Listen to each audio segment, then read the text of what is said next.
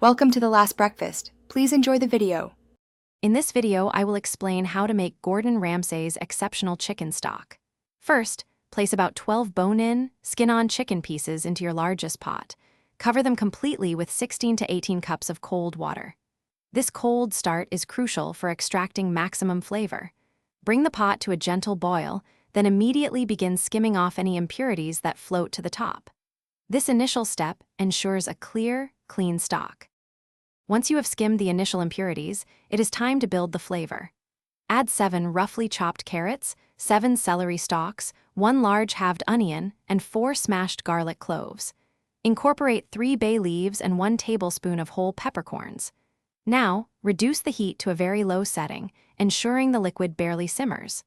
This slow, gentle cooking process is key to extracting deep, rich flavors. Allow your stock to simmer gently for 6 to 8 hours, covered loosely. Throughout this time, continue to skim any fat or impurities that rise, ensuring a beautifully clear result. After the long simmer, carefully remove all the chicken and cooked vegetables from the pot. Then, strain the rich liquid through a fine mesh sieve or cheesecloth into a clean container. This step guarantees a perfectly smooth and clear stock. Now that your stock is perfectly clear, it is time to season it with salt to your preference. Remember, Gordon Ramsay advises seasoning at the end. Next, cool the stock rapidly. An ice bath works wonderfully to prevent bacterial growth. Once completely cool, you can refrigerate it for up to 3 days.